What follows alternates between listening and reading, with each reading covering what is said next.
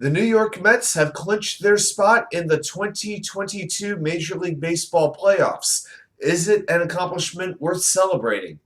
Well, let's talk about it right now.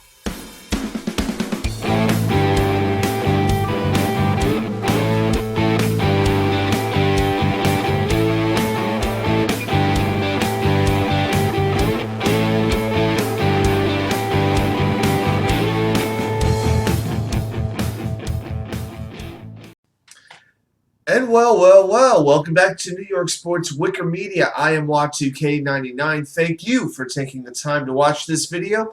If you enjoy what you're watching, please take the time to hit the like button, share with a friend, subscribe to the channel. I love doing the videos for you, and I appreciate your support. So let's talk about the Mets for a little bit today. They clinched a playoff spot last night with a 7-2 victory over the Milwaukee Brewers at Miller Park.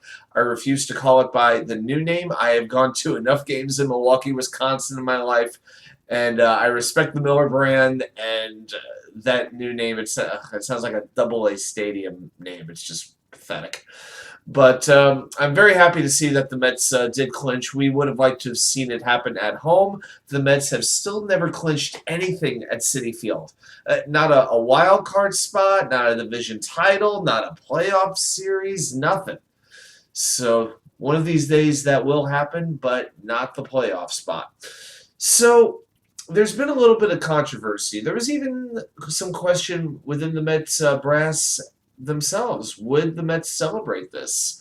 Because it's been inevitable for really months that the Mets were going to make the playoffs, especially with this expanded format where 6 teams from each league qualify. And really, it was just some Ace of Spades champagne. It was a very low-key celebration.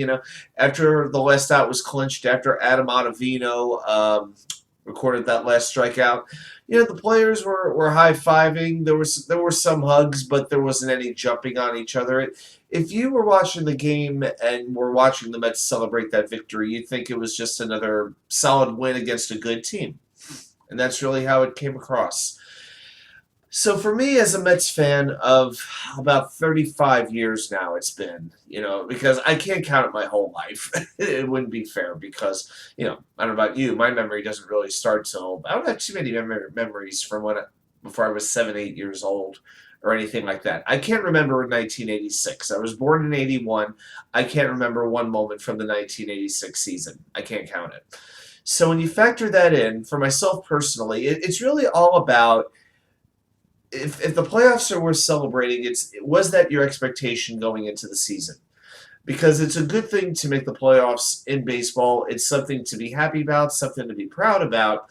But if you're the Yankees, if you're the Cardinals, if you're the Dodgers, well, it becomes like a birthright. It's just something that you expect. But as a Mets fan, I look back at this, and the Mets have made the playoffs in my lifetime in 1988, 1999, 2000, 2006, 2015, 2016. That's only 6 times. This is number 7 for me. And there is just something about when the Mets make the playoffs, even if you're not a Mets fan. You don't have to love the Mets to feel this way, but they do add a little extra sizzle to the playoffs, because when the Mets make the playoffs, very often, something's going to happen one way or another that is going to be memorable. Whether it is 1969, whether it is 1986, whether even when they don't make the World Series, something crazy like the 1999 playoffs with the Grand Slam single, that unbelievable series against Atlanta. All kinds of crazy stuff. The Andy Chavez catch in 2006, throwing 2 runners out at the plate in that series against the Dodgers, even before that. So to me, this is something that I am very happy about. But you know what? Going into the season, this was the expectation. I had my worries once Jacob deGrom got hurt. Not going to lie, I did not think this team was going to win the NL East. I felt Atlanta was just a little bit too good, and I felt the Mets did not have the depth to really sustain them. But there's other pitchers who have stepped up, notably even Tyler McGill early on in the season. He really stepped up, and it was good to see him come back. I know he gave up a home run last night to Rowdy Tellez, and there's some people saying, my least favorite kind of post? I just got to do a little sidetrack here. I see these Facebook posts. I've been saying it all year. Tyler McGill is overrated. That's how I imagine these types of people talk. It's like, okay, so your pride and you being right is more important than the team winning. Look, I am no police. I'm not the social media police. But if you're a fan and you're putting a post like this to prove that you were right at the expense of making the team looking bad, just knock it off. Because it's just, you're making it all about you and it's all about your stupid pride. Knock it off, please. And so anyway, McGill gives up a double to Christian Yelich, who's a very good player, and gives up a home run to Rowdy Tellez, who's hit 32 home runs this season. It is good to see him back on the mound for the Mets. But he stepped up, even in the long absences of DeGrom and Scherzer. I mean, when DeGrom got hurt for more than half the season, I really thought that was going to do the Mets in. I didn't know if they were going to be able to overcome that. But, Edwin Diaz pitched better than we could have ever expected. As much as I have believed in Edwin Diaz, I did not know he would turn into this great a reliever. And it really did make a huge difference. And there have been certain guys in the lineup that we've talked about who have stepped up. Jeff McNeil has come back to the player that we wanted him to be, hitting around 320 right now. That was important. Brandon Nimmo continues to just get better and better and better.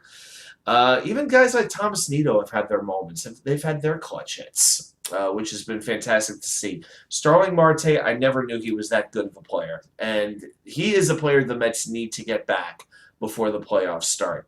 So I'm just really happy that these guys have stepped up. And you know what? Even though I thought the Mets were going to make the playoffs, I thought it would be a wild card team.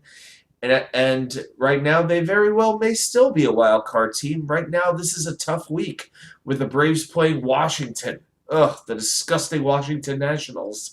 While the Mets play most likely the playoff-bound Brewers, and then have to go to the West Coast.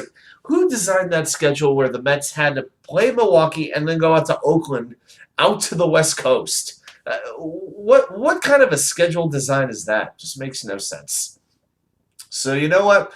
Last night, watching this game, because it was on MLB Network, I wasn't like furiously pacing the floor as the Mets were leading the game by 5 runs. Once Pete Alonso hit the 3-run home run off Corbin Burns to go up 3-0, I felt pretty confident they were going to win it. The way Max Scherzer was dealing, 18 up, 18 down, I was never really worried about that game. But I will say this, once the last strikeout happened, once Adam Ottavino, Adam 8 Wines, as I like to call him for Ottavino, once he finished that off, I did have a pretty big smile on my face, and I gave a couple of fist pumps. That was pretty much my whole reaction. That's what it is, because you know what? I'm not satisfied with just making the playoffs. This is a veteran team. This is a win-now team. And they got to do it. They have to do something special. I am not going to be satisfied with even winning the NL East and losing in the divisional round. This team minimum has to get to the NLCS. I can handle losing to the LA Dodgers because they're a great team, even though the Mets did beat them 4 of 7 games this year.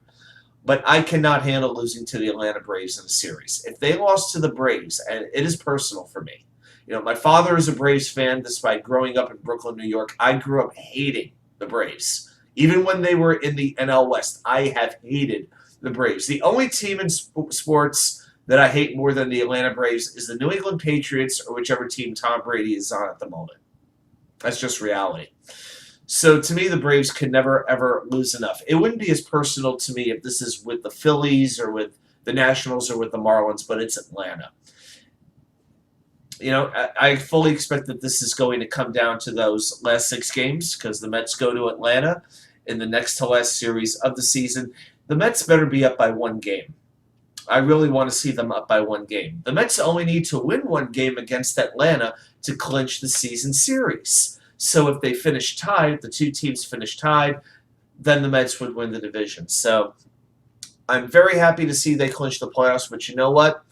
It's worth being happy about. It is not worth a celebration in my mind. It's really not. If they win the division, believe me, I will celebrate that. I might pour myself a nice glass of red wine or maybe a little Crown Royal, whatever the occasion may call for.